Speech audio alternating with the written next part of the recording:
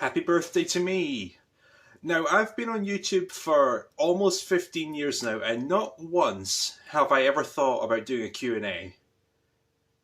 And it's a big year this year, and I just felt like it was the right time. I asked all you guys for questions you'd like me to answer, things you'd like to know, and yeah, I've got a lot to go through. I didn't think I'd have this many, but let's see what it gets us. I have no idea how long this will take, so let's just go for it.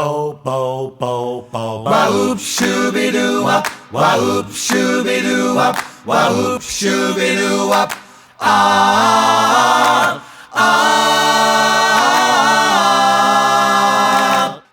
We're going to start with an easy question. Question 1. What is your favourite Cartoon Network show?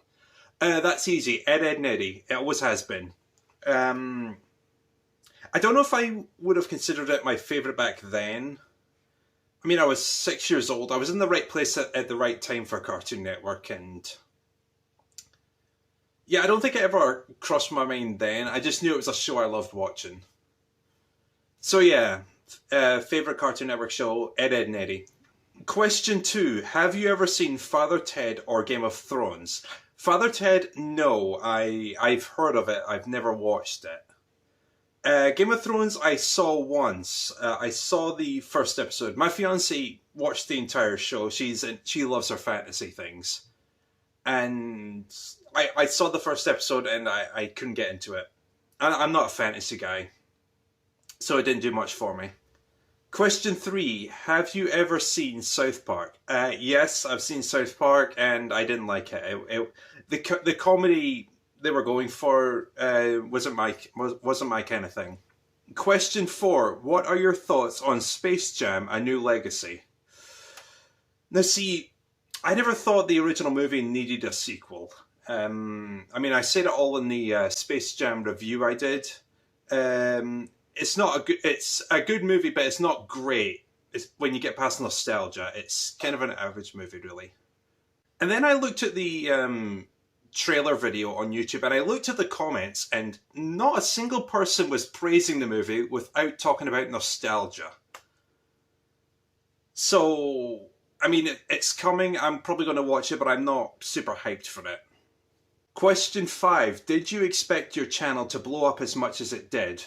No, not in the slightest, no. I don't think I really noticed the subscriber count until probably the 4,000 mark. And even then I didn't really do much about it because, I'm not a bragger or any of these. I do YouTube for a hobby. I always have. And I make the occasional video where I acknowledge my subscriber count, but I don't celebrate it because, I mean, it's nice that people like what I do, but I'm not one to brag about, I've got 5,000, I've got 10,000, whatever, and I'm up to, I think, 13 now.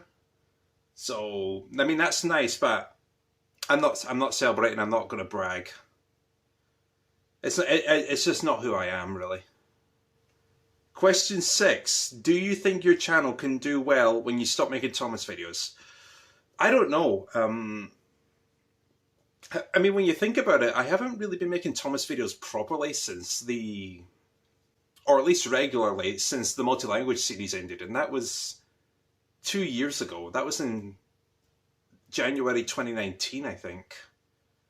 And then it was only occasionally when I was finishing the VHS collection and video memories. Because I did a Thomas review like every 2 months or something for that. And even then I didn't really enjoy those reviews. So, I mean, yeah, the last proper Thomas and Friends video I did was the Fogman and Brave Little Engines. And that was December 2019, and I haven't really touched on it since, apart from Farewell Thomas, obviously. So yeah, I don't know how it's going to go. We'll see how it goes, because I like doing things that aren't Thomas and Friends related, because, if you look at the later video memories reviews, like Thomas and Stepney, you can hear my disdain for reviewing Thomas and Friends videos, because I've got nothing to say with them.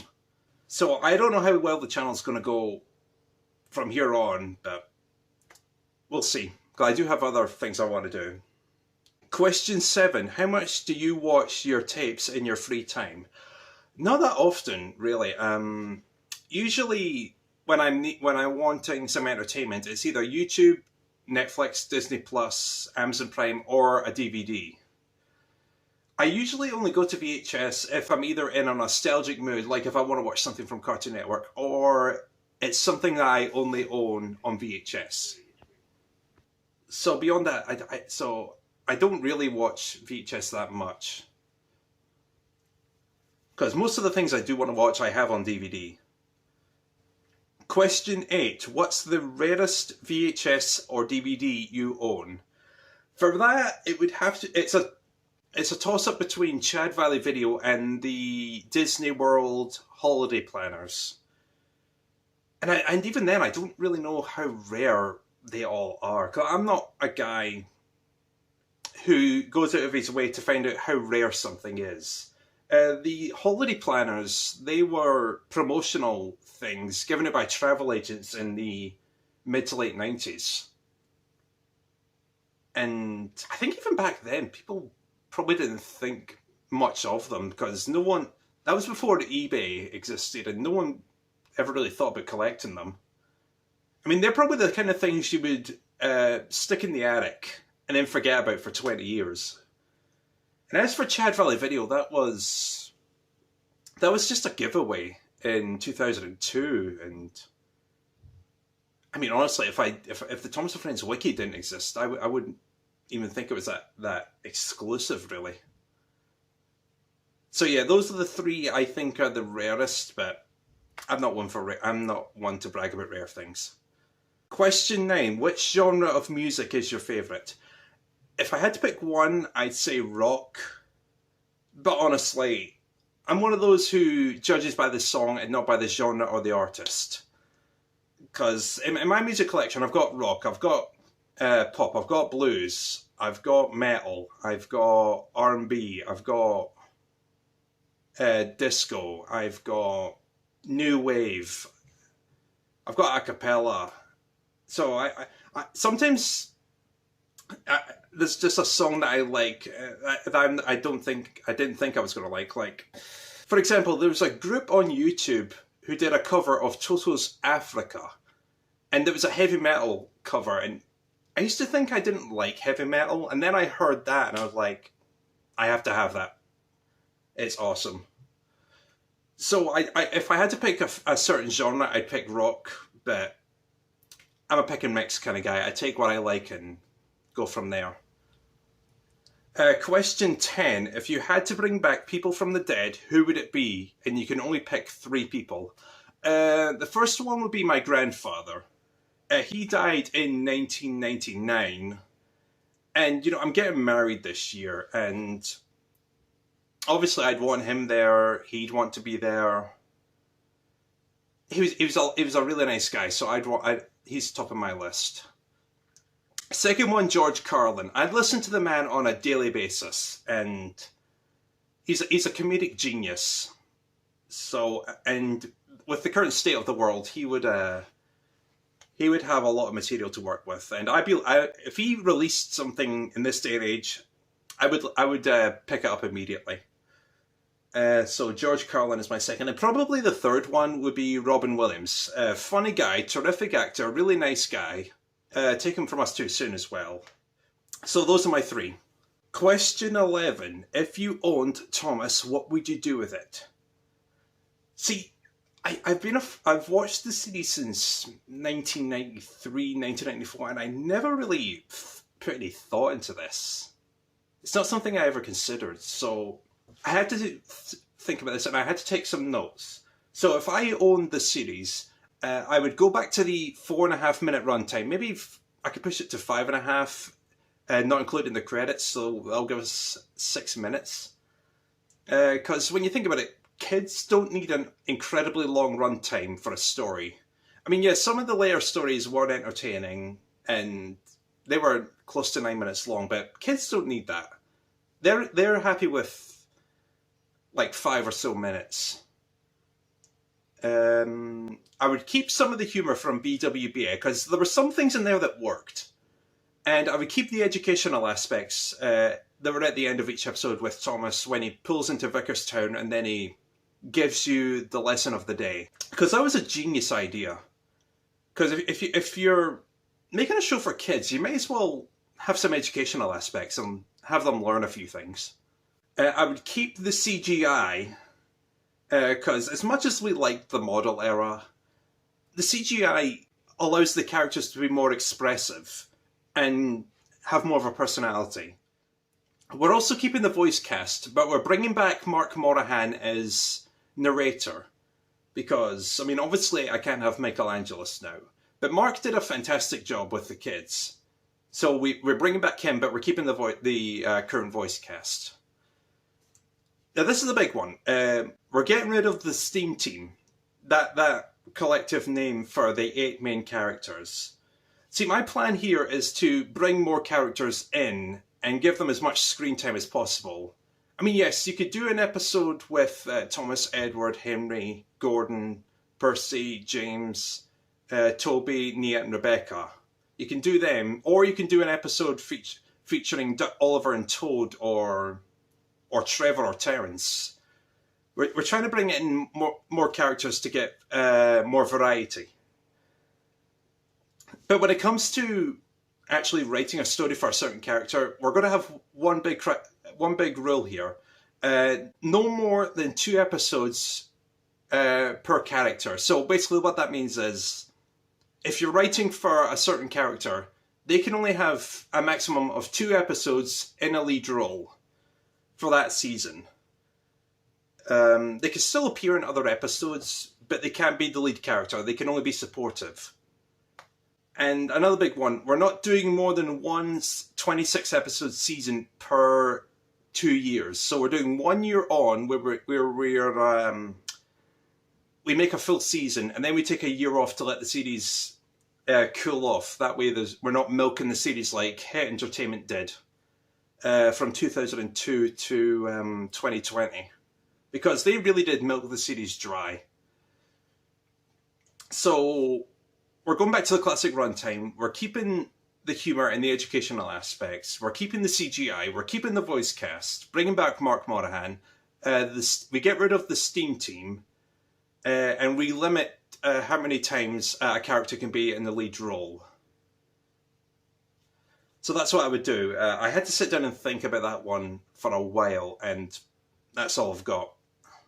Question 12. What YouTubers inspired your channel? Now see, I joined YouTube in September 2006, and back then the Thomas and Friends community was really small. There was like 20 to 30 people at most. And, you know, I joined out of boredom and I just wanted to make a few things. I mean, the first 4 videos I ever made for YouTube were slideshows for Thomas and Friends, Lilo and Stitch, Kim Possible, and Pokemon. Because they were, I think, my 4 favourite shows at the time, not counting Ed, Edd and Eddy, obviously.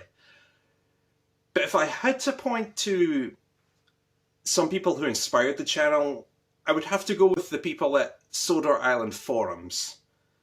Because, like I said, I joined in 2006. The community was really small. They were at the top of the game. They were the main influencers with what they made, because they made music videos, they made redubs, they did documentaries, they did episode re-narrations. I think they did those back then. This is 2006 and 2007, I'm thinking. Yeah, they did everything. And I suspect most of the Thomas and Friends community probably got their start from there. And then they saw a few of their videos they were making, and then they thought, I can do that.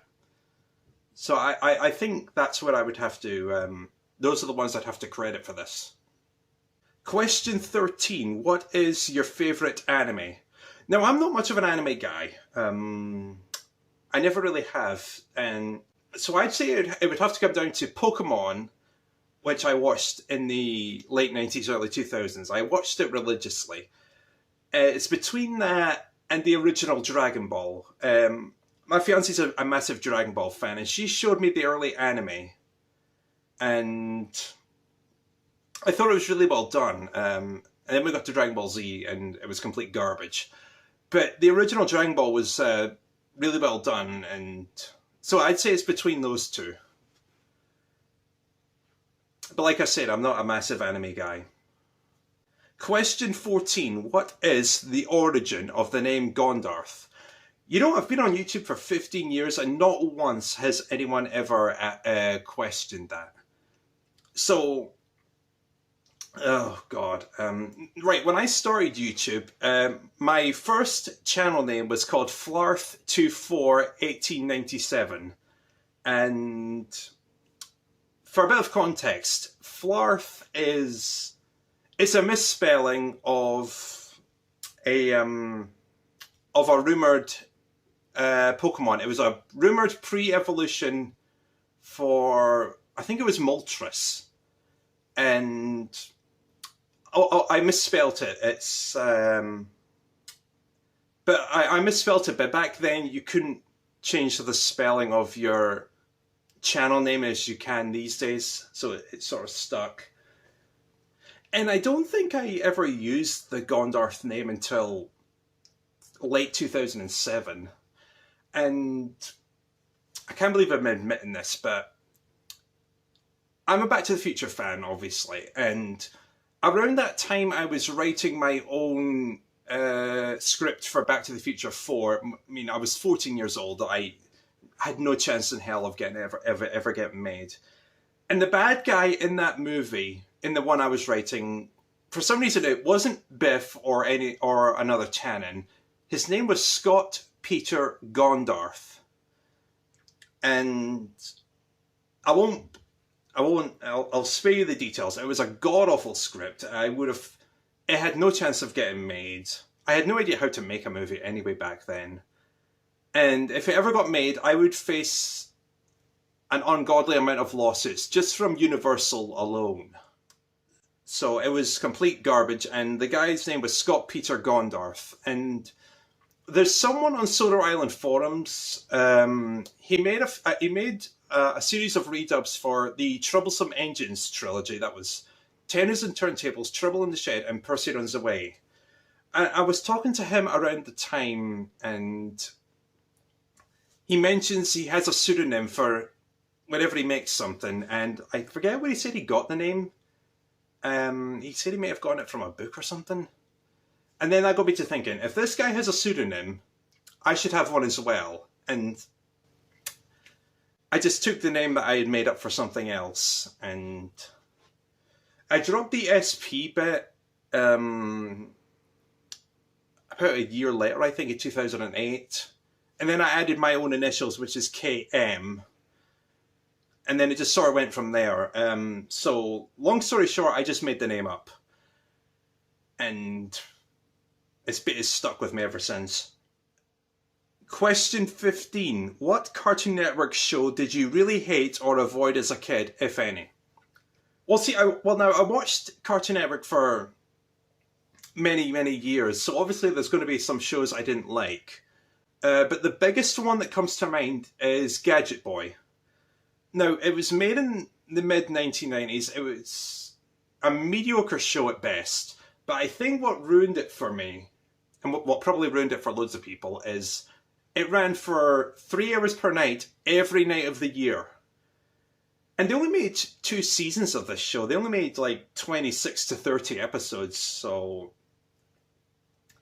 I don't know how many episodes got done per night. It was about 20 minutes long, so about 6 or 7 episodes. So you'd be lucky to make it an entire week before you run out of material, and you have to begin rerunning the show again. So yeah, if it didn't run for 3 hours a night, I wouldn't think that much of it, but the fact that they ran it 3 hours every single night, after some good stuff, like Cartoons, I think that I just got sick of that show really fast. If it was a good show like Flying Rhino Junior High, I wouldn't be complaining that much. But no, they had the Magic Roundabout, they had Tabaluga, the Tidings, Flying Rhino Junior High, and Blinky Bill, that was a good lineup. And then they took them off the time slot one by one until it was just Gadget Boy. So yeah, shows that I tried to avoid or I really hated, Gadget Boy's at the top of the list. Question 16. Have you ever seen a show called The Inbetweeners? I have. I have the complete series on DVD as well as both movies. I think my introduction to The Inbetweeners was the first movie. I was in the theatres in 2011, I think, and I saw the trailer for that. I don't even remember what I was seeing at the time. And I had no idea what The Inbetweeners was. I just thought it was some dumb comedy. And I learned afterwards that there's a TV show in which I saw that, and then I saw the second movie. Yeah, it was funny back then. I don't think it holds up necessarily these days. I haven't had a desire to go back and watch the show in many years. I would say the TV show hasn't aged well, but the first movie, maybe. Question 17. Would you rather have Shout Factory release a DVD box set of Ed, Edd and Eddy or Johnny Bravo? Well, there's no contest there. Ed, Edd and Eddy any day. Now, I had to look up Shout Factory when I got this question, and apparently the name rang a bell, and it turns out they're the ones who did the 20th anniversary Blu-ray of Thomas and the Magic Railroad. So, yeah, that's where I heard the name from. You know, it doesn't have to be Shout Factory. It could be any company out there that wants to release it on DVD, as long as it has all 5 seasons, all the specials, and the movie if they can. I'll buy it in a heartbeat. Question 18. What was the first VHS tape you ever owned? Now, I've talked about this one before many times, but my first VHS tape was Singing Kettle Pirates from 1995. Yeah, I mean, I don't remember that far back, obviously, so I'm just taking my mother's word for it that this is my first. And, you know, I have 2 of them because this copy is damaged beyond repair at this point. The second one I have is a 2000 re-release, and it runs infinitely better than that one. I don't know, it makes me wonder how many times I watched the original version of that, if it can barely run anymore. So yeah, my first VHS tape was Singing Kettle Pirates. And a good VHS tape at that. One of my best video memories episodes ever. Question 19. Have you watched Art Attack? I have. It's a great show. It used to run on Disney Channel from the late 90s to mid 2000s, I think. I think it was my cousin that showed me the series first, because I'm not an art guy. I have no artistic talent whatsoever, and I mean the name was a bit of an odd choice, because sometimes when you're a kid, you're drawn to a TV show based on its name. And Art Attack didn't sound that appealing to me, but then my cousin put the show on and I saw Neil Buchanan, I saw what he was doing, and that was incredible. I really do love Art Attack. It's a great show. Question 20. What is your favourite VHS of all time? Now, if I was a kid, I would say Chases, Races and Runaways, but looking back, I mean, I'm not going to watch that in this day and age. If I'm going to pick my favourite VHS tape of all time, I may have to go Lion King on that one, because the artwork is great, the opening promos are great, the feature is definitely great. Just everything about it is fantastic. So yeah, if I was a kid, Chases, Races and Runaways. But as an adult, I'm going to say Lion King. Question 21. What is your favourite video memories review so far? Now, a couple of years back, I did a top 10 list of what I thought were the best reviews. And the top 2 in that were Cartoon Marathons and Thomas on TV. And at this point, I don't think it's changed. It's a toss-up, a really close toss-up between those 2. And I think if I had more VHS tapes containing cartoon marathons, episode 13 would easily take the top spot. It was really close between those two. And I think with that top 10 list, my opinions are still the same. I think the only thing I would change is I would take Troublesome Trucks and Other Stories off the list, and I would put Subscription TV at number 10.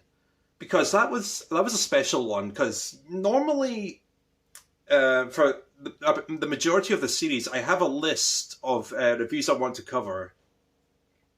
And at that point, I'd just done the Marvel Cinematic Universe. And then my next one, if I was going to come back and do more, would have been Daffy Duck's Fantastic Island. And then I started thinking about satellite TV services I watched. I think I wanted to... I forget what started it. I think it may have been just me wanting to talk about Sky Digital or something. And then that sort of went from there. And then I figured, well, if I do that, I'm going to have to talk about On Digital. Actually, I think what it was, is I wanted to talk about the Disney channels. I think that's what it was. And then it just sort of went from there. And then I was like, well, I've put a lot of thought into this. I have to do it now. So I'll say this. So my answer for this is it's a really close toss-up between Cartoon Marathons and Thomas on TV. But I will say this. If I did Subscription TV in the first 20 or so reviews, and I had never covered anything major before that point, I would say Subscription TV could have taken the number 1 spot. Question 22. Do you ever see yourself trying to acquire other people's home recordings of Cartoon Network and the like, or are you only really interested in preserving your own? See, that's another thing I never really thought about.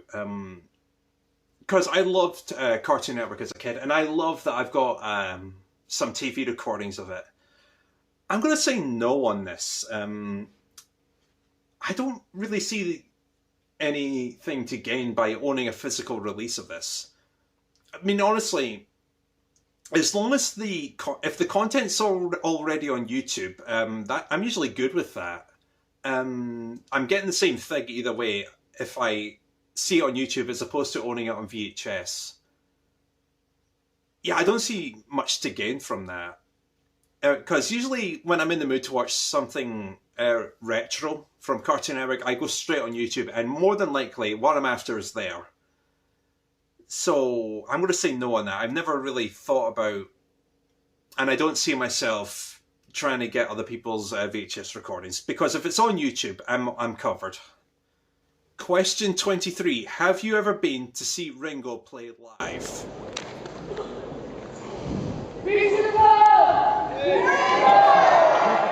I have. I saw him twice in 2011. I saw him on June 18th in Liverpool, and I think June 23rd in Glasgow. It seemed like a genius idea at the time to see him twice in 1 week. Same band, same set list. Yeah, it seemed like a genius idea at the time. The Liverpool show was amazing, and the Glasgow show I don't really think about because I had awful seating.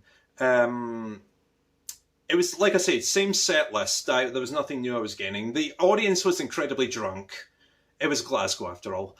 And I was sitting next to some really irritating people. So, yeah, the Liverpool show was the highlight. Glasgow, not so much.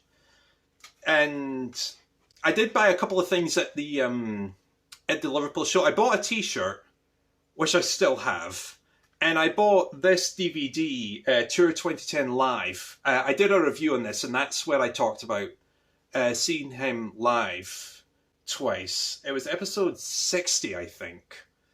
And it was one of the last reviews I ever planned out for that year. It was a filler episode, and I figured, you know what? I've got plenty of stories to go on. I could talk about this.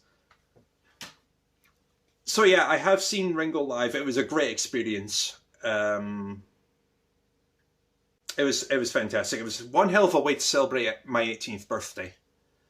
Question 24. Do you have any channel tapes apart from the main channels you upload?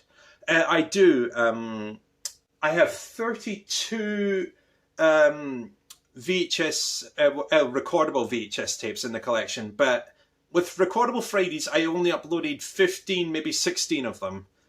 Hang on, let me get the list up so I can check. Yeah, so like I said, the first 15 videos on the list here are the ones that are in Recordable Fridays, as well as video 29 for a Timon and Pumbaa marathon on Toon Disney. That's the one I showed in subscription TV. I showed Lilo and Stitch in that as well, actually. Yeah,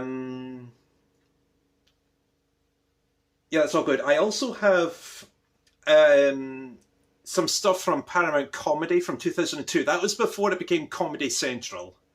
Some stuff from Channel 4 from about a month prior. I have an educational programme from BBC Two from 2004. There's nothing to gain from uploading that. Someone's already posted it in better quality as well. So there's nothing to gain there. I've got some things from the news, some Sky Sports 1, Emmerdale. That's my aunt's VHS tape. I don't know why I own that. I have a couple of movies. I have Life with Mikey and Rugrats Go Wild. I've no idea when I've recorded them. I've got Channel 4 from January 2001.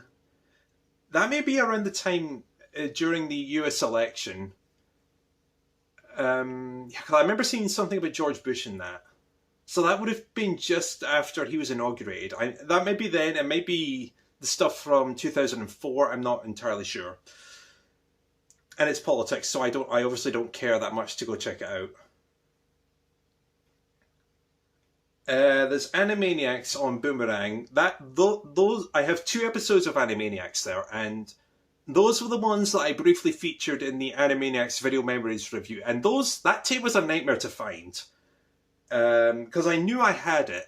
I just had to go through this massive shoebox of VHS tapes to find it. And oh my god, that took forever. And let's just put it this way. With my entire VHS collection, including the recordable stuff, cataloguing it was the best idea I ever had. Because I may know what most of the things are, but it always helps to have a list ready. So if I need to jump to something, or if I need something for a video I'm making, I know what it is. Question 25. Have you ever been to Australia? No.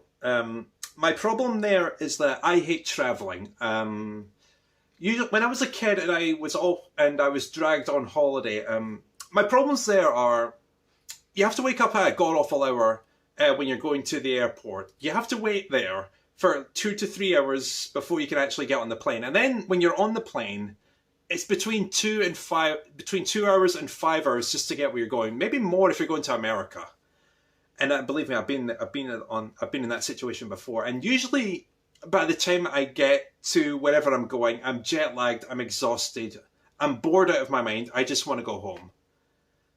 So yeah, and forget going to Australia. I don't have the patience to make it that far. Because not counting how long you're in the airport or if you have any layovers, I think trying to get to Australia, it's from Scotland, it's 22 hours on an airplane. I could not last that long. Although one thing I'll say about Australia, I had a friend who moved to Australia in 2006, I think. And we traded a few VHS tapes back then. She wanted to borrow Singing Kettle Pirates, and in exchange, I borrowed Alice in Wonderland because I'd never seen the movie before. And the funny thing is, she moved before I could return the VHS tape to her. So in a way, I've had this VHS tape longer than she has. And it wasn't that great of a trade. I don't like Alice in Wonderland, so yeah, I've been stuck with this for the past 15 years. Question 26. Were there any moments in your video collection besides Percy Runs Away that scared you as a kid? There were. There's 2 that come to mind. The first one is in Jack and Odie 10 in a Bed. It's in the last episode featuring the giant. At the end, Dinah's parents come up to the bedroom. They see the room as a bomb site. Dinah goes to the window and points out the giant. And in the distance, you can see the giant's silhouette. I mean, it's practically nothing in this day and age, but back then, that was a creepy thing to see. And then the second one is in the time machine. About halfway through that movie, the main character is having a nightmare where he's in a jungle and he's going really fast through the jungle, and you hear the Morlock's voice calling his name. And that was really freaky to see as a kid. I saw that when I was 9, and it's just the atmosphere of that entire scene. Because he lands in the jungle, he starts running really fast, you hear the Morlock's voice, and then you see the skull that hides the entrance to the Morlock cave. And then the skull lunges at him. That is freaky as all hell. So yeah, I'm going to say the top 2 moments are Jack and Rhodey turning a bed and the time machine. There were probably more, but those are the first 2 that come to mind. Question 27. If you were to own one of the original Thomas props, what would it be? Yeah, that's another thing I never thought about. I'm not a merchandise kind of guy beyond physical media. And I've never really thought about owning any of the original props. So I'm just going to say one of the original models. And even then, if I had that, I wouldn't do anything with it. Yeah, that's all I've got for that one. Just one of the original models, and the models will be older than me, and I wouldn't have no idea what to do with them. So I've got nothing on that one, just an original model. Question 28. Do you still have a strong dislike towards Thomas and the Magic Railroad? Not really. It's probably more strong indifference at this point. I mean, I talked about this in the video memories review for Magic Railroad. You know, when I was a kid, I probably thought the movie was amazing, and then when I joined the Thomas community, I heard about how many people disliked it, and then I sort of just jumped on the bandwagon with that. And my opinion probably didn't change until 2013, maybe 2014, when I showed my fiancée the movie. It was the first time I'd seen the movie in probably close to 10 years, if not more. And I showed her it because I wanted to show her what the low point of Mara Wilson's career was. And, you know, it wasn't what I expected. We had a good laugh with Diesel 10. And the weird thing is, we were actually talking about the movie the other day. And she brought the movie up. She doesn't watch the TV series. She's never sat down to watch it. And then for some reason she started talking about Diesel 10. And she started quoting a couple of the lines. The ones featuring Pinchy, Diesel 10's claw. And eventually I had to put the chase scene on so we could hear the quote again. And we had a laugh with that. So I think the shared opinion here with Magic Railroad is that as nonsensical as the movie is, Diesel 10 is an amazing character. Just because of how over the top his personality is.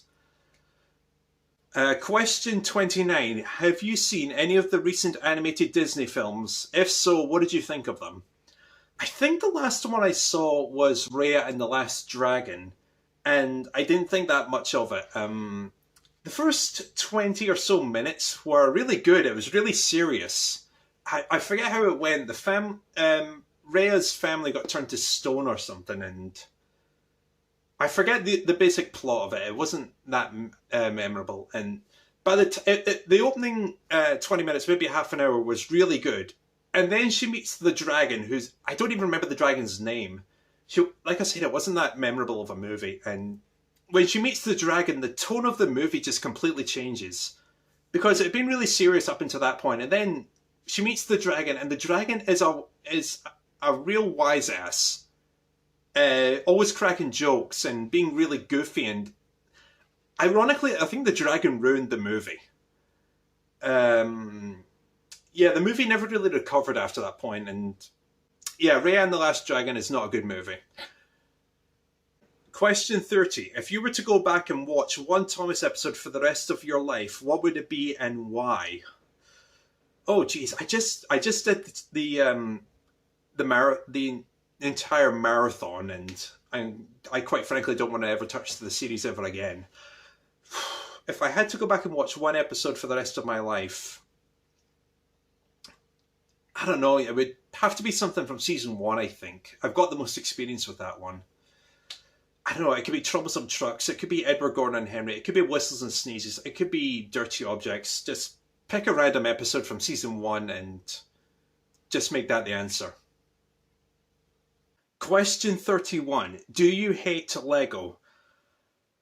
I don't think so. Yeah, it's another case of I have no creativity with these things. I used to be able to do that with Lego, and now my brain's just completely fried as a 28-year-old. And I don't hate Lego. It's like Thomas and Magic Railroad. I'm just indifferent to it. It's because I have no creative juices in me. Question 32. Did you watch any other Nickelodeon cartoons as a kid besides Rugrats? I don't think so. I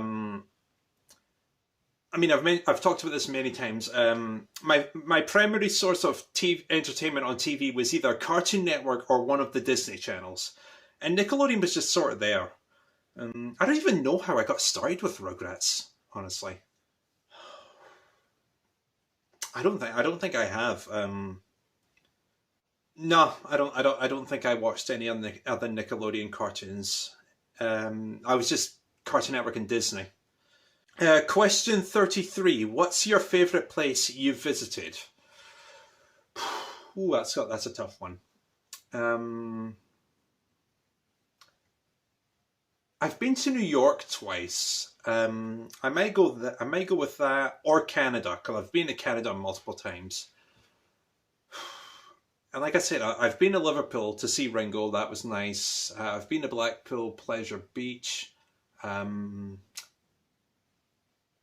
Portugal was nice.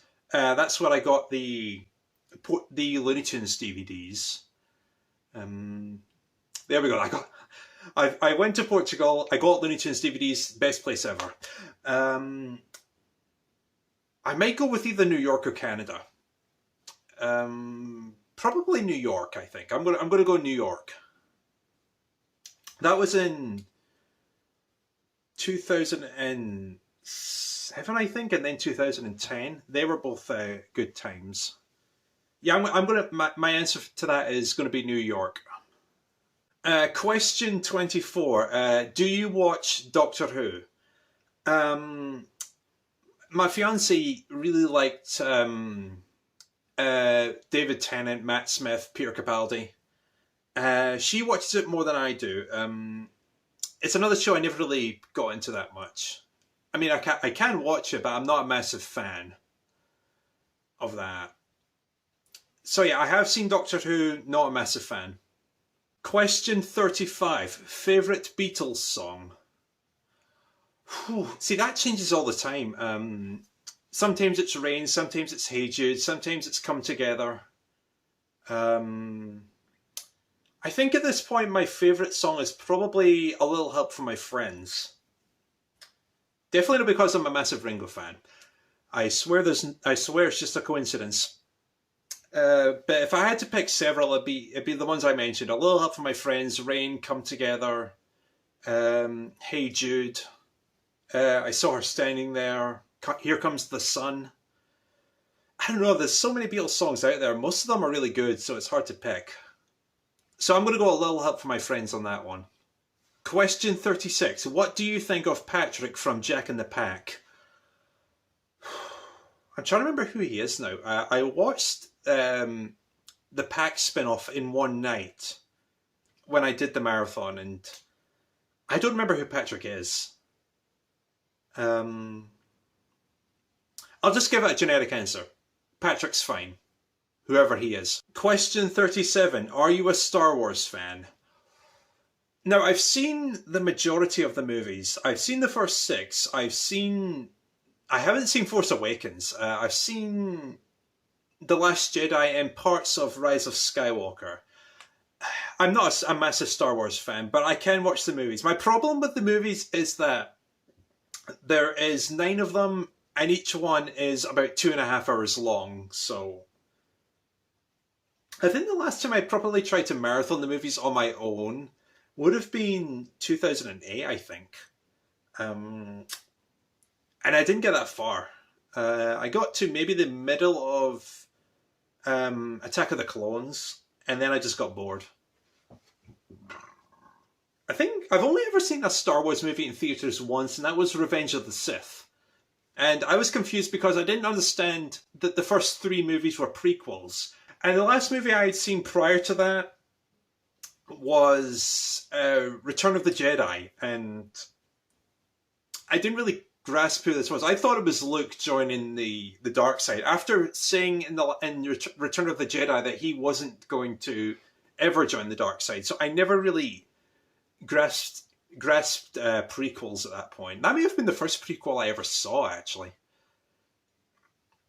So yeah, I can watch Star Wars, but I'm not a massive fan. I don't have the patience to sit through every single one of the movies, and I never really sat through the TV shows either, because the Clone Wars aired on Cartoon Network, I think, in the mid-2000s, and I never really cared enough to sit down and watch that. So yeah, I can watch Star Wars, but I'm not a massive fan. Question 38. Are there any non-Thomas YouTubers that you're a fan of? There are. They are. My main two channels that I go to are Good Mythical Morning, which my fiancé introduced me to in 2015, I think, and Cinemassacre, home of the Angry Video Game Nerd. And, I'd heard about that series probably since 2010, and I think I even knew about the series earlier than that, like in 2008, when some of the reviews would show up on YouTube's homepage, but I never really got the concept that the nerd is a character and not an actual person. And then when I sat down and watched the series in 2013, I think, I forget how far the series had gone when I first saw it. I think it was around AVGN games, I think. That was 2013, I think. And at this point, it's become one of the most rewatchable things on YouTube for me. Yeah, Good Mythical Morning and Cinemassacre. They're my main two. But there are many other things out there. Question 39. When did you first discover Family Guy? That would have been 2012, I think. I was staying in my fiance's house at that night. It was in our early days of our relationship, and I forget what we were doing, but we were in the living room doing something Pokemon related or something, I'm not sure, and her family were on the other side of the living room watching Family Guy, and it was the episode where Stewie wrecks Brian's car because he suddenly thinks he can drive just because he operates the brakes on it, and he takes it out for a drive and completely wrecks the front of it. That was the first episode I ever saw, and I don't know how long it took for Family Guy to fully win me over. Probably not that long, because my fiance's family are massive fans of Family Guy, and now I own 16 or 17 seasons of the show. So, yeah, I saw it in 2012. Family Guy is awesome. Question 40. Have you seen the 2021 version of Rugrats? It's probably out by now. When I'm recording this, it's May 26th.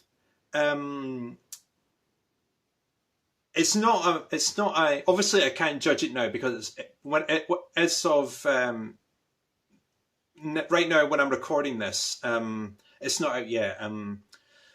It's not high on my priority list, but I probably will check it out at some point. Question 41. What Cartoon Network shows did you record on Sky Plus from 2005 to 2011? I mean, I think the main ones would be the cartoon blocks that ran every night, because I didn't want to miss that. So I suspect I had a manual recording set up that ran from 11 o'clock to 1 o'clock every night. that's all I've got for that one. Yeah, the cartoons, and maybe the occasional thing from Disney Channel. Actually, one thing I did record on Cartoon Network 2, and this is the biggest missed opportunity when it comes to Sky Plus for me. I recorded a 5-hour Ed, Neddy marathon in, I think it would have been 2007, maybe 2008. And I didn't think to copy it onto VHS or DVD. Oh my god, I really wish I'd done that. Because that would have probably ended up being my favourite VHS tape in the entire collection. Just 5 hours of Ed, Neddy. Question 42. Favourite George Carlin comedy act? For me, that would be Coast to Coast Emergency from Life is Worth Losing. That is my favourite HBO show he ever did. And Coast to Coast Emergency is one of the darkest things he ever recorded, and it's comedy gold, really. I love that. So, simple answer there. Coast to Coast Emergency from Life is Worth Losing. Question 43. Why is Chases, Races and Runaways your favourite Thomas VHS?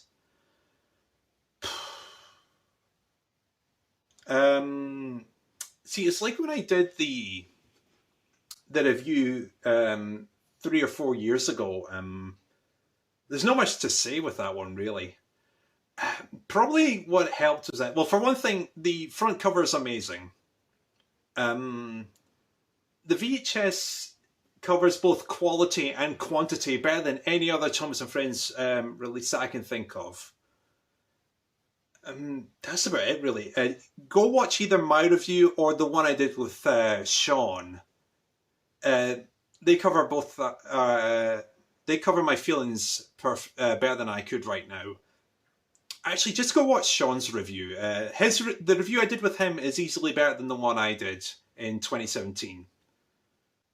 Question 44. What's your favourite classic and modern Simpsons episode?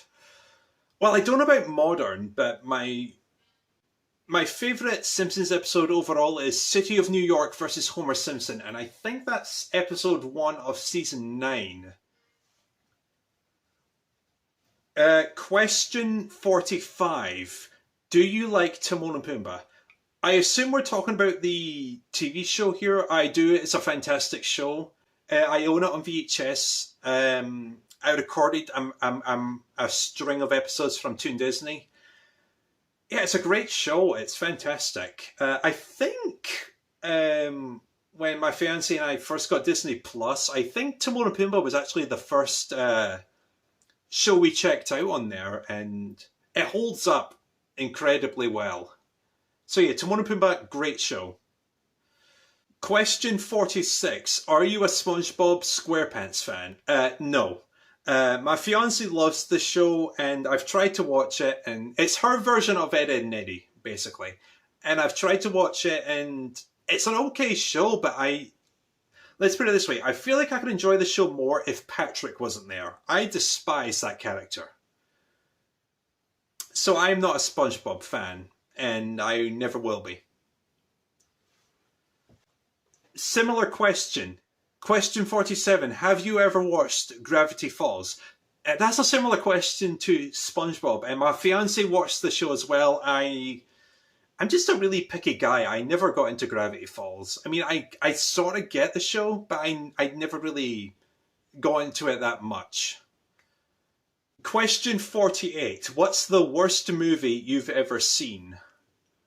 Oh, see, that one's changed over the years many times. I used to think that the worst movie I ever saw was Teenage Mutant Ninja Turtles from 2014, because I hate the Ninja Turtles as it is, but then I watched that movie and it was torture trying to watch that.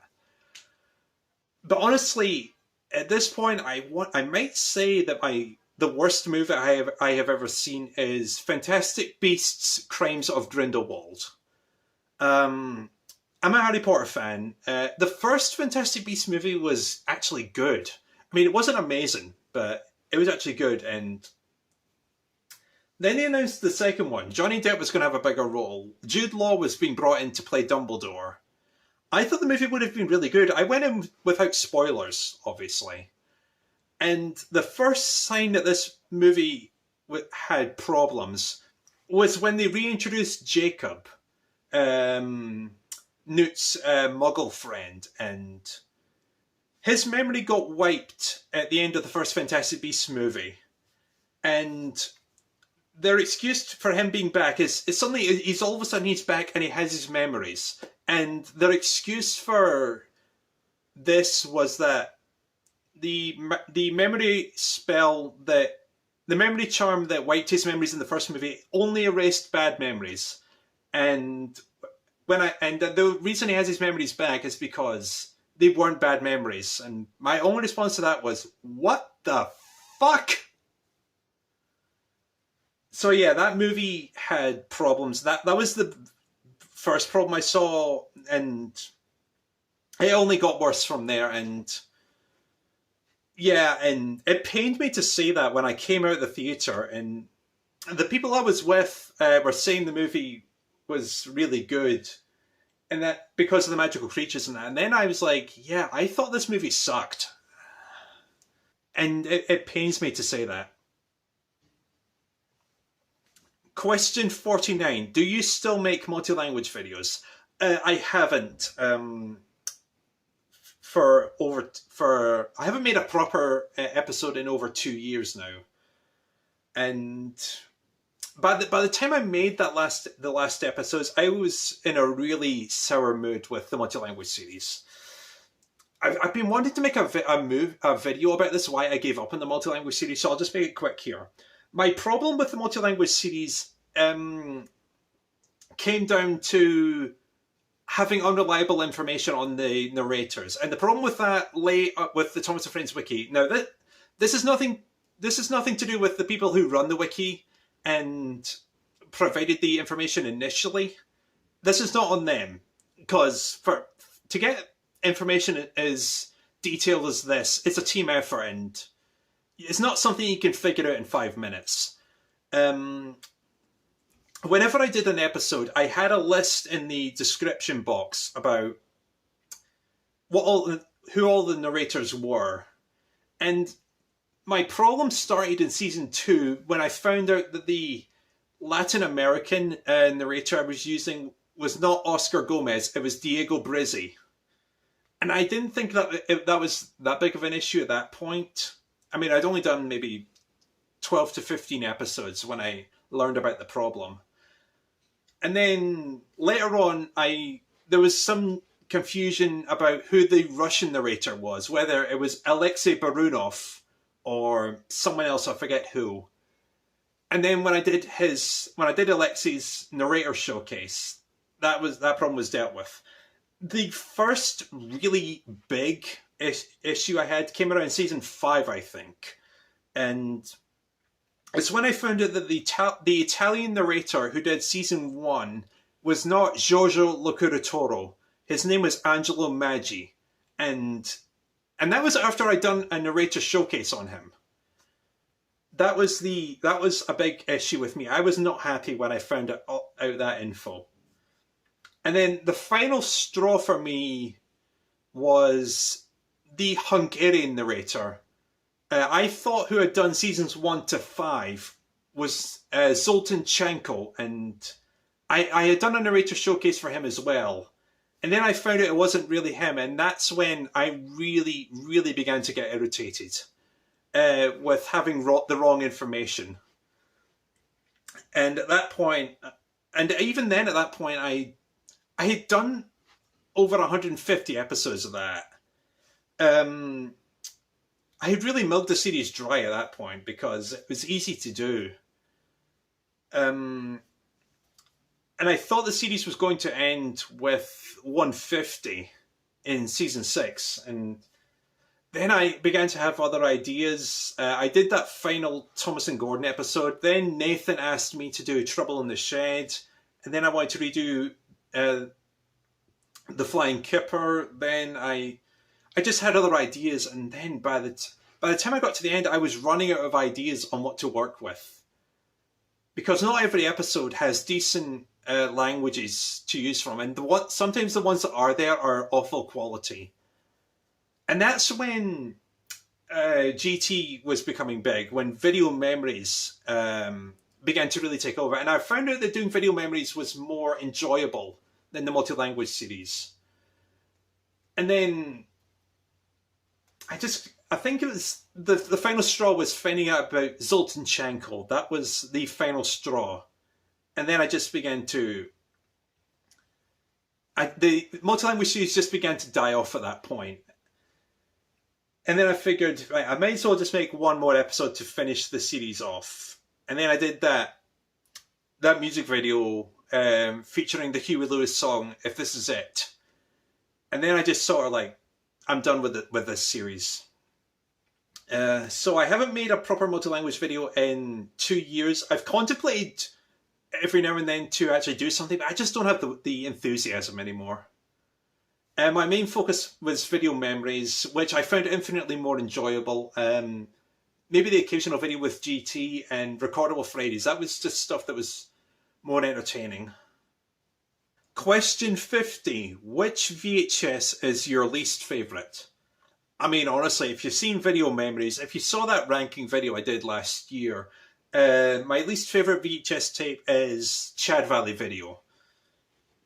Even if it is a rare giveaway, it offers nothing to the collection. I mean, I'm pretty sure even back then, there's 5 completely unrelated episodes on the VHS tape. I'm pretty sure I owned every single one of them at that point. Because hold on, let me think. Hold on, let me get the case. Let me have a look at this. Thomas, Percy and the Call I had on Percy and the Signal. Towing the Flood was on Rescues on the Railways. Edward's Exploit was Funtime Favourites. Henry's Forest and Donald's Duck I had on the complete third series. So yeah, this thing offered nothing. So yeah, this is my least favourite VHS tape I own. Question 51. What do you not own on VHS so that you really wish you did? For that, I'm going to go with the Universal Monsters collection. I own 9 of them just now, and I already own them all on DVD.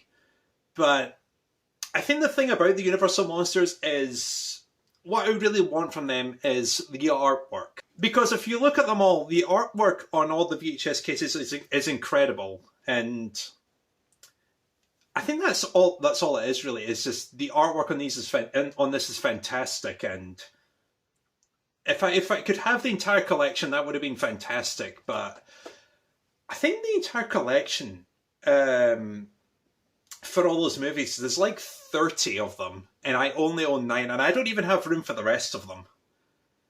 So if that's going to be my answer for that. What do I not own on VHS that I really wish I did? The Universal Monsters. Question 52. Could you do video memories for some of your Thomas DVDs? Well, see, I already did. I did the American ones, which I did Thomas Comes to Breakfast, Best of James, Thomas and His Friends Help Out, Thomas and His Friends Get Along, The Early Years, and then I did The Very Best of Thomas and Friends. And see, that's the problem with most of the DVDs. I have nothing to say for them. I mean, I think I said this earlier, if you look at some of the later Thomas and Friends reviews I did, I think the most telltale sign was Thomas and Stepney. You can hear my dislike for doing Thomas and Friends reviews because beyond when the video came out, who the narrator was, what the episodes are, what you think of them, there's nothing to say with most of the VHS tapes. Unless you have a story to go on, in which case, like, I think Percy and the Signal and Funtime Favourites and Trust Thomas, they were the ones I had proper stories for. So unless you have a story to go on, or some background info that could be interesting to talk about, Thomas and Friends videos are a hard topic to cover.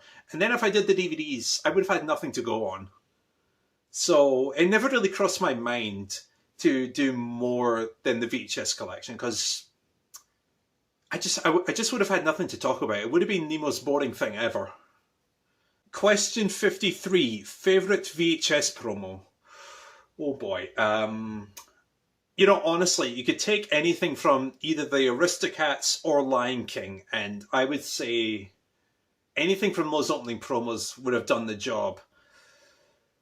I would say anything involving a Disney World theme park, like Disneyland Paris or Disney World in Florida or Space Mountain.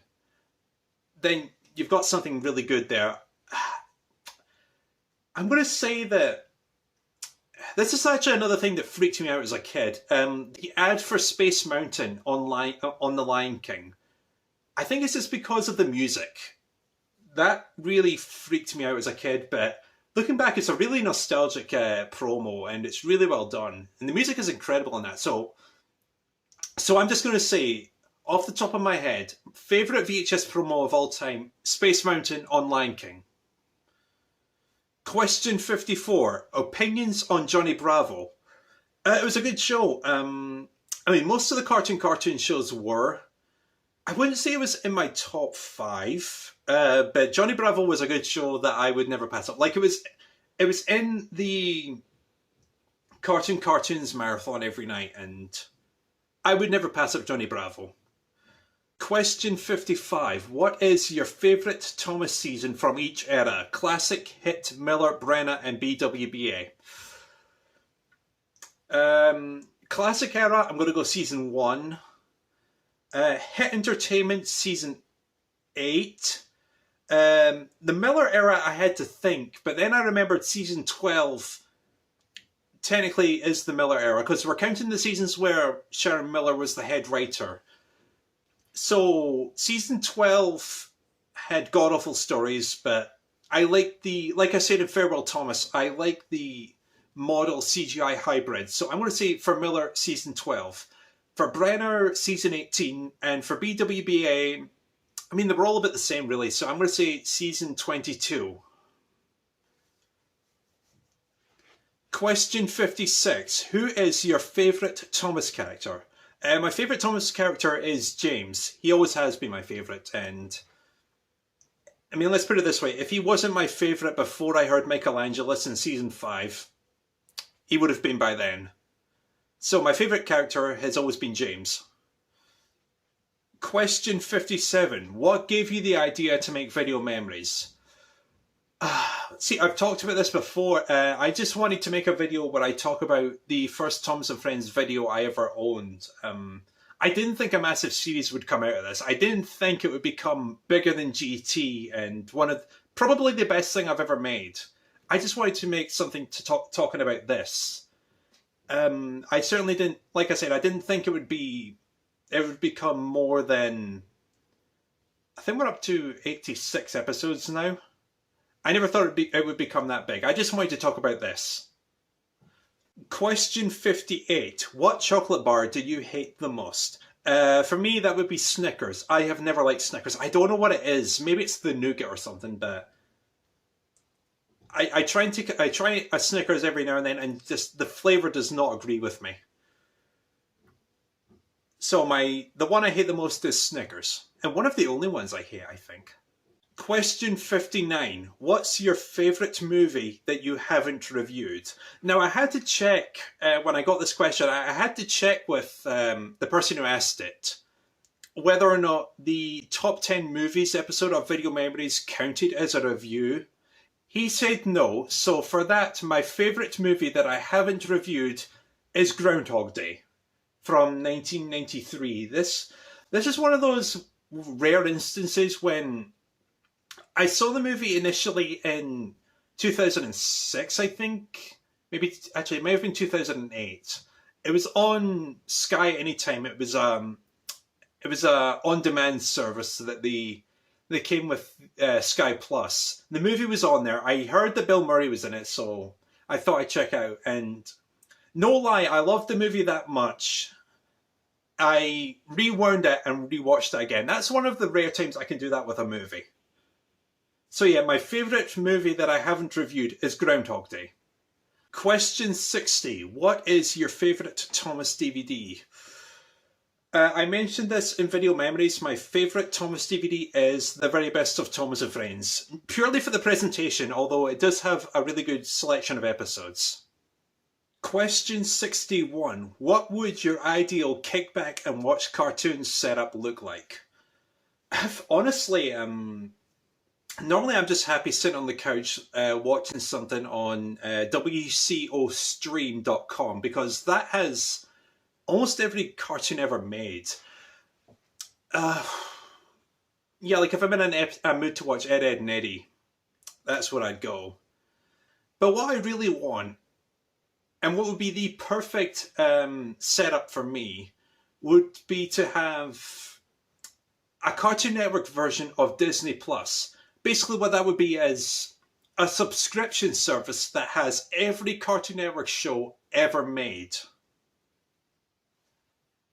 From probably as far back as the black and white Looney Tunes to the modern stuff like Gumball and Steven Universe. So if it had every Cartoon Network show ever made, I would be at home with that. That would be the perfect thing to go with Disney Plus. Question 62. How long have you been playing drums? I've been playing for about 12 years now, and I can thank Ringo for that, because I own one of his DVDs, and he started playing Back Off Boogaloo, and then I just started playing along to that. And then I got an electronic drum kit. I think it was a 6-piece, Alesis DM6, I think. And then in 2010, I think, I got this thing. This is an Alesis DM10. Cost my mother a fortune, but well worth the money. And I don't play much these days, but you know, it's there, and if I hear a song and I'm not bothering my neighbours or anything, I will probably hop on and play along. Question 63. What are your favourite foreign dubs outside of the UK for Thomas? My favourite ones are probably the Japanese version, which will surprise no one. That's the first one I heard. But my all-time... And there's also the Hungarian version, the Russian version. I mean, I even have a soft spot for the Swedish version. But I think my all-time favourite has to be the German version.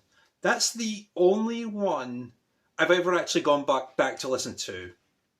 And my favourite non-English narrator in the series is Manfred Stefan. I don't know, there's just something about the way he narrates that just fits the series perfectly. So I don't go back to watch foreign dubs that much, but the one I do go back to occasionally is the German dub. Question 64. Can I have your copy of Chad Valley Video? Not because I want it, but so I can bury it in a grave. This thing? No. Because if anyone's going to bury this piece of shit in a grave, it's going to be me. Question 65. Do you think I'm a good person? As long as no one finds out about those people you've been murdering, you're good. Question 66. What do you think is the best logo to see before a film or TV show? I might go with the Walt Disney Home Video logo from the early 90s. I think the only two VHS tapes I have featuring that are Fantasia and The Jungle Book, because that was a nostalgic one, and yeah, I'm gonna go for Walt Disney Home Video. Question 67. Do you like Only Fools and Horses? Never seen it. Question 68. What is your favourite type of cheese? I'm a Wensleydale man myself. Wensleydale with cranberries. You get me that? I'm a happy guy. Question 69. How long did you have an addiction to Ed, Edd n Eddy? I mean, I was 6 years old when the show came out, and I was probably addicted to Cartoon Network at that point anyway, and I don't know. I think what helped is that by the time season 3 and 4 came out, my mother had banned me from watching the show. And I think when you're a kid, the rebellious part of you, the thing, if there's going to be anything that makes you want to watch a show more, it's being told you're not allowed to. So I'm going to say 2000, maybe 2001. That'll be when the series really kicked into high gear for me, and that's when I became addicted to it. Question 70. What is the best era of Thomas in your opinion? I mean, that's a no-brainer, really. It would have to be the model era, because that's when the show was at its peak, and I would say it's the model era of the first 5 seasons, maybe 6. Yeah, probably the first 5 actually, because as much as I like season 6, it wasn't as good as season 5, and yeah, I mean that answers a no-brainer. It's the first 5 seasons of the model era. Question 71. Which is better, the Hit era or the Miller era? I mean, neither of them are really great. I might go with the Hit era because season 8 was decent. Season 11 was alright, and I mean, honestly, if you pick the Miller era, you're getting season 13, 14, and 15, and they're not good. They're not good. So I'm going to say the Hit era, but neither of them are great. Question 72. Which of these 2 BBC children's shows is your favourite? Postman Pat or Pingu? I mean, when I was a kid, both of them were really good. Like I said, when I went to my grandparents' house, the first thing I would go to was Postman Pat's Big Video. But I think overall, I may have to go Pingu on this one. Pingu's a really weird one. It might be the best preschool show I've ever seen. And it holds up better than it has any right to, honestly. Because when I did the review for Pingu's Big Video, which was meant to be just a filler episode, I went back and watched the first season of Pingu, and it was amazing. It was better than I remember it being. So, oddly enough, for a filler episode, Pingu's Big Video was one of the best reviews I ever made. Question 73. What would you watch more of, movies or TV? I may have to go movies on this one, because the thing about watching a TV series, in this day and age, if it's not on TV, you can't really do just one episode, especially if it's on DVD. Usually, if you break out a DVD for a TV show, you're wanting to watch more than one. And that's a lot of time you have to set aside for that. So I like both movies and TV, but I may have to go movies on this because it's less time you have to put aside for it. Question 74. Coke or Pepsi? I mean, I don't really like either, really. I may have to go Pepsi on this one, but I have a love-hate relationship with Pepsi. It's weird. Sometimes I really do like it, and then some days I can't stand the taste of it, and I never know until I actually try it, whether it's a good day for Pepsi or a bad day. Question 75. Favourite Pixar movie? For me, that would be Toy Story 2. I saw that in theatres when it came out, and for some reason, for a long time, I thought Monsters, Inc. was my favourite.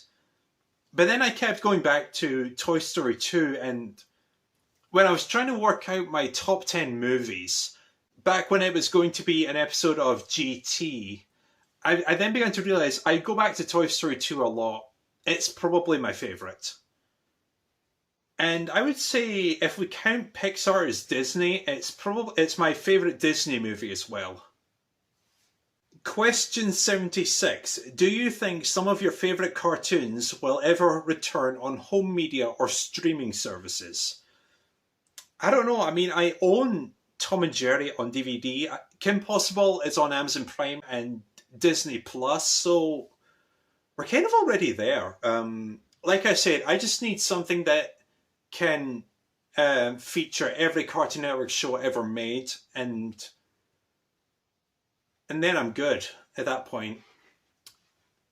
Yeah, I think that's the one show I'm missing is Ed, Edd n Eddy. Like I've said, either on a streaming service that's in the UK because we don't have HBO Max here, or on home, or a release for home media. I will take either. Question 77. What do you think of Splatter and Dodge? I mean, they're alright. They're the cliche idiotic lackeys for the main bad guy. I mean, honestly, if you're watching Magic Railroad, you're there for Diesel 10 and no one else. You're certainly not going to be caring about Splatter and Dodge if Diesel 10 is on screen. Question 78. If you were to be moored on a deserted island on which you would be allowed 7 movies, but the catch is they all had to be sequels and 2 of them had to be Disney straight to DVD, which do you take? Now, I actually had to stop and think about this one for a few minutes, and I need 5 movies that were sequels and 2 movies that were straight to DVD. Toy Story 2 and 3 are at the top of the list, as well as Back to the Future 2 and 3. I might go with Avengers Infinity War or Endgame. I might go Endgame on that one. That's 5. And then for the 2 that were straight to video or DVD, I'm going to pick Lion King 2 and Lion King 3. Yeah, that's the best I've got for that one. That's a tricky one. But hopefully I don't get bored of those movies if I'm stuck on a deserted island. Question 79. Besides the Thomas and Friends party recordings and the Broken Nick Jr. video, do you have any other Thomas Nick Jr. recordings? Not really. I mean, I have the individual recordings of A Close Shave, Edward's Exploit, Bulldog, The Deputation, Woolly Bear, Haunted Henry, Stepney Gets Lost. I think that's all I really have. I mean, I remember trying to get the Erased Nick Jr. video because I was so sure I would have something on that video that would be good for Recordable Fridays, and then I got the video and then I realised I taped over it, and that was a punch to the gut when I found that out. So beyond the main one I have is the Nick Jr. party, and as I mentioned in Farewell Thomas, the video is in awful shape at this point. So that's all I've really got there. Question 80. Would you like to make more Gondarth talks? Now, see, the thing about GT is that when I started doing it, I'd never really done anything with my voice before, and after I did the first 2 or 3, I began to realise how much potential there was there. And then I did one almost every month. I did Thomas Friends video games, I did Sonic the Hedgehog, I did Cartoon Network, I did I did something on the Showcase Narrators, I did a Thomas Friends retrospective, which is painfully out of date compared to Farewell Thomas. I did something on the multi-language series as a whole, and I think at that point that's when it began to slow down because I was running out of topics to properly cover. And then when I did my Defense of Michael Brandon, that's when it began to slow down, and I did one every 5 or 6 months if I was lucky. So I think it's more of a case of if I have something I want to talk about that doesn't fit into video memories, then I do something for GT. And it's weird to think that Video Memories started out as a spin-off to GT, and I didn't think it would have topped GT as it was. And now you see how far Video Memories has come, and yeah, so if I figure out anything I want to talk about for GT, then it'll happen. And in case anyone's wondering, I think my best GT video is the one about what I would do if I had control of Cartoon Network for one day. And you can probably imagine this by now. My favorite topic topic in GT is Cartoon Network, as you can imagine. I think the problem with the Cartoon Network video I did is the voiceover in it is god awful. And I feel like if the voiceover was better in that, then the 50-minute Cartoon Network retrospective would have been the absolute best. Question 81. Do you love old VHS tapes? Well, let's put it this way.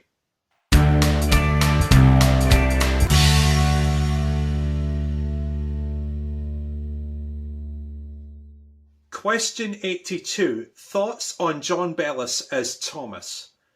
Now, John Bellis was the original voice for Thomas in the original version of Thomas and the Magic Railroad.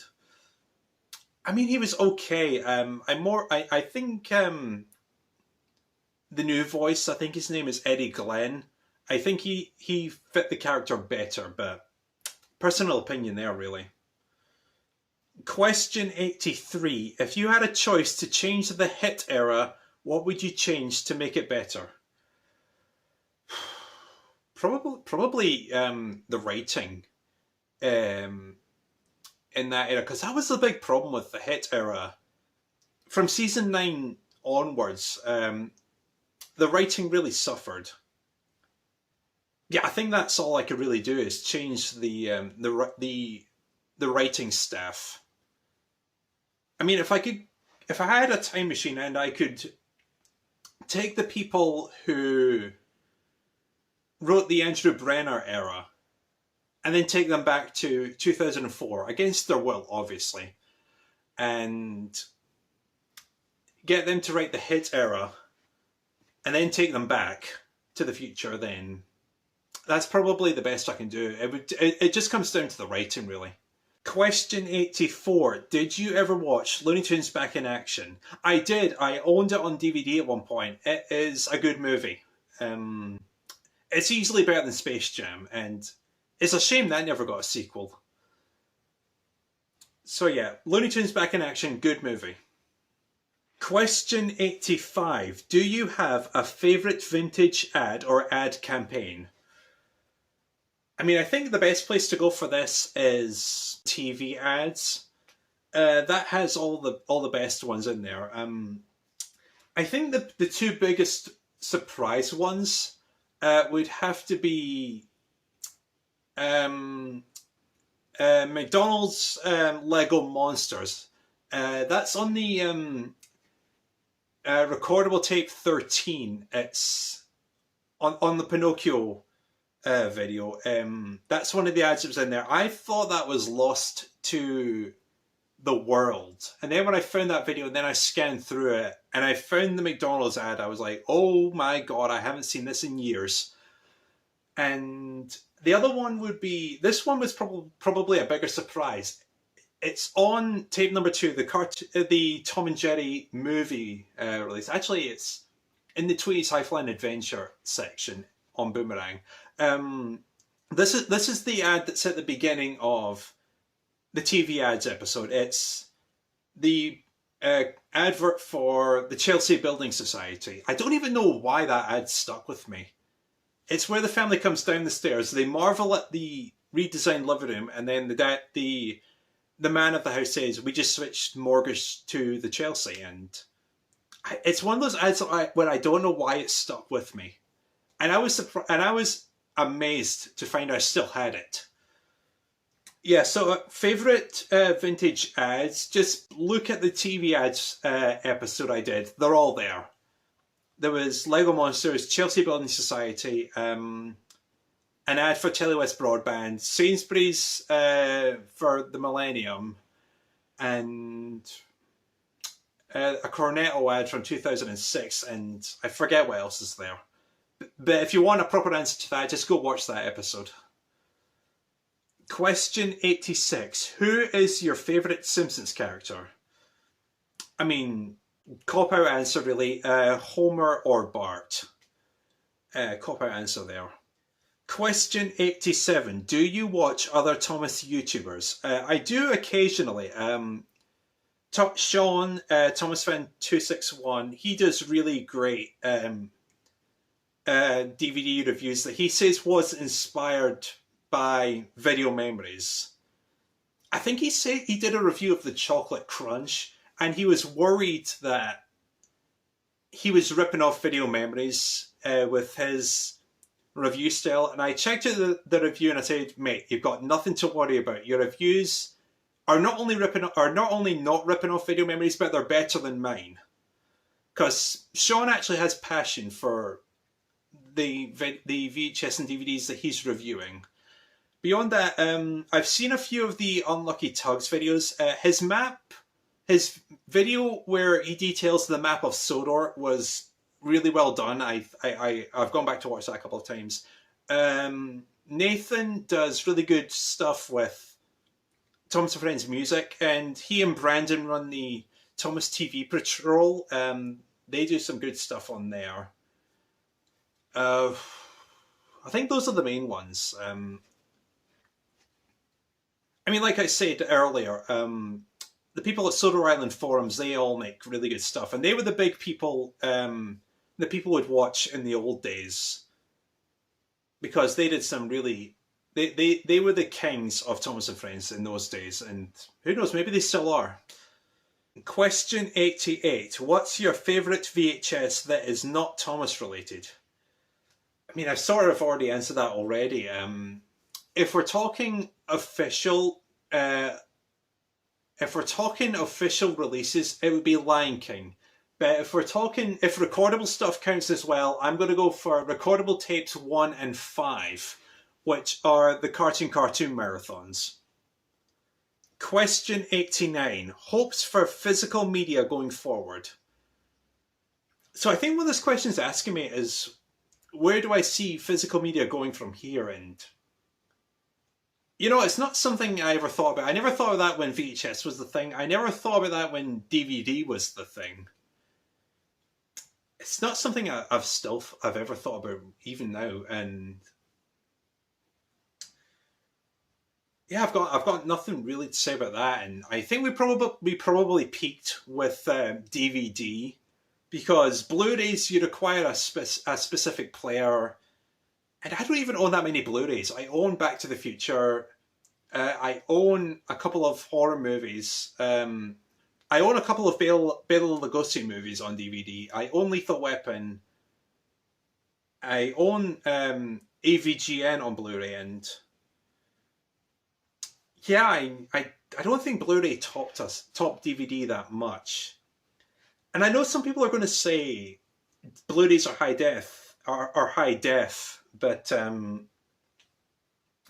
you know, people never really complained about high def with basic DVDs or even VHS. No one ever really mentioned that, and no one ever really asked for that until it became a thing, and then they were like, "We have to have that. It automatically makes it better." So I think DVD is probably as far as we're going to get. And DVDs, they started becoming a thing in the late 90s, and we're here 22 years later and they're still making DVDs. I mean, they're more convenient than VHS. But they're also really fragile as well. And from what I've heard, Blu-rays are even more fragile. So, yeah, I think we probably peaked with DVDs. But I don't really have a proper answer on that one. Question 90. Have you ever owned a Fireman Sam VHS? I haven't. I never really watched Fireman Sam, even back then. The only preschool shows I really watched were Thomas and Friends and Pingu and Postman Pat and occasionally Bob the Builder and Teletubbies. But even then, those last two shows, they didn't make it out of the into the new millennium. Let's just put it that way. We're in the home stretch now. Question 91. What did you think of the Sonic the Hedgehog live-action movie, and are you excited for the sequel? Sure, I guess. I mean, I would have seen the Sonic movie even if the original design was used. And considering how much they had to go back and re-edit that, it's impressive that the movie did as well as it did. And Jim Carrey was good as Eggman.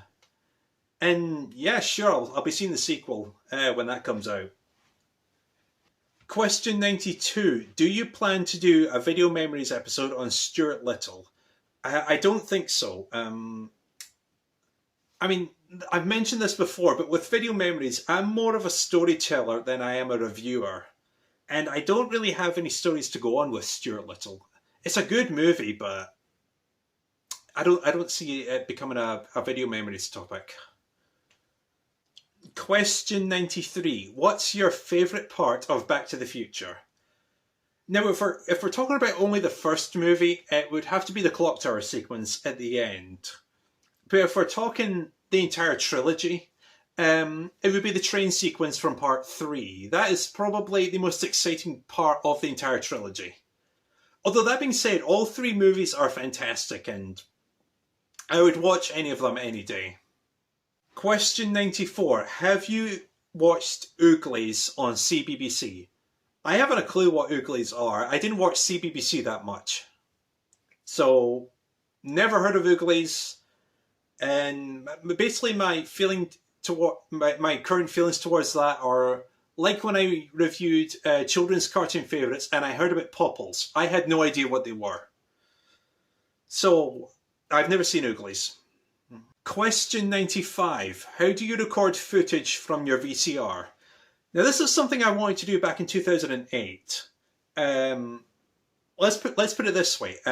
Back in 2008, when the Thomas & Friends community was still relatively small, no one really knew how to record VHS footage properly. Some people usually just put their camera in front of the TV and record it that way. I think the most popular one to do that was Jordan Shepis. He was the go-to guy for American dubs of Thomas & Friends. I mean, let's put it this way. Back then, this is what counted as good quality. Thomas the Tank Engine was grumbling to the other engines. I spend my time pulling coaches about, ready for you to take out on journeys. The other engines laughed. It took me a while to fully get how to record VHS footage, and then I think when I recovered my recordable video collection, that's when I decided to take a proper look at this. I tried something first. I forget what it was called, but let's put it this way: it was a nightmare to work, and it didn't work. So I threw the cable across my house, and it broke, and I couldn't use that. And then I discovered something called ArcSoft Showbiz. And it seemed relatively easy. Install the software, you hook up the cables that came with it. I have a cable hooked up to a switch box right now, and that runs down to my laptop. And then I have what I want, as long as the switch box is hooked up to the VCR. I play whatever I want to capture on the VCR. Then that's the cable sends a signal to the laptop, to ArcSoft, and as long as I've got the correct thing selected, I'll see the VCR footage, and then I click record or capture or whatever it is, and then I have to do it in real time. Although if I have something else to do that day, I can set a timer for how long to record, and then I go do whatever I need to do and just let the ArcSoft do its thing. So god awful explanation aside, I have ArcSoft Showbiz. I have a cable running from a switch box which is hooked up to the VCR that goes into the laptop, and then the ArcSoft does its own thing. Question 96. Do you have the Nintendo Switch? I don't. Not yet anyway. I think the plan is I get married in October, and whatever money we have left over, we're going to invest in probably some gaming stuff, whatever we're in the mood for. And I think the plan is to get me a Nintendo Switch at that point. My fiancée has a Nintendo Switch, and I've told her I don't need to rush with getting one of those. I'm not in a massive rush to get one of them. So I think that's the plan. I will probably be getting one later this year. Question 97. Lizzie McGuire or That's So Raven? Neither. I didn't like either of them when they aired on Disney. But if I had to pick one, Lizzie McGuire. See, when Disney aired Beyond Art Attack and the occasional thing on Playhouse Disney. I never really cared for live action TV shows with Disney. And I never really cared for Lizzie McGuire or That's So Raven. But if I had to pick one, Lizzie McGuire. Question 98. Have you watched Nicktoons from 2002 to 2018? Once again, I was more into Cartoon Network and Disney at that point. I mean, there were 3 Cartoon Network channels. There was Cartoon Network 2, and Boomerang. And there was Disney Channel, Toon Disney, which later became Disney Cinemagic, and Playhouse Disney. So I was more or less covered for the entire day, and the only reason I would go to Nicktoons is if Rugrats was on, and honestly, that was if there was nothing else on, and that rarely happened. So I didn't watch Nicktoons that much. And finally, question 99. After Farewell Thomas, what's next for your channel? Well, the main thing is I'm taking a break for a couple of months because I had to rush out The Emperor's New Groove and Fantasia while I was doing the Thomas & Friends Marathon. And then Farewell Thomas exhausted me trying to finish that. So I'm taking a couple of months off, and you never know, something may happen in the meantime, in those months where I decide what I want to cover. But as you saw at the end of Farewell Thomas, my next planned review is the Universal Monsters, and I plan to do that in October for Halloween. And I think the only other thing I have planned for that is something I'm calling the Cartoon Network range. And I probably will be doing that for December, and that'll round out the year. And that'll take us up to 88 episodes, and I mean, I've tried to end Video Memories a couple of times already, and I originally planned to end it with episode 50, which would have been Singing Kettle Pirates, but by the time I was approaching that review, I realised I had enough stuff to last me another year. And then I tried to end with Singing Kettle Christmas Party, because I was moving house. I didn't have any idea what the next year would be like. And then I had the desire to do Space Jam, Jack and Odie 10 in a Bed, the MCU film series, and then subscription TV, and it just sort of went from there. So I'm going to say I don't plan on ending Video Memories because I don't really have a great track record when I say things are going to be ending. From between Video Memories and the multi-language series, I've never really had a great track record. So I have those 2 reviews planned, and then I'm going to basically see if I get any ideas, and if I do and it makes sense to me and I can come up with enough things to say, it'll get done. And I don't plan on bringing back the multi-language series. I am done with that. I have no desire to touch that. Recordable Fridays, I don't see much being added to that because, like I said, I don't plan to seek out anyone else's classic TV footage for that. GT might happen if I think of something decent to talk about. I mean, that video with me controlling Cartoon Network for one day, that is something that has haunted me for close to 20 years. And then I eventually just sat down and thought about what I could do, and I was like, there's a video here that I can make. Video Memories will happen occasionally if I can think of something. I have planned. Usually with a Video Memories episode, I end with a cliffhanger to what I'm planning to do next. I think after the Universal Monsters and the Cartoon Network range, I don't think I'll be ending with cliffhangers after that because I'll never really know what I'm going to be working with. So I think just stay tuned and see where it gets us, because 15 years on this website and I'm still going. That's not bad. It's not bad at all. Bow, bow, bow, bow.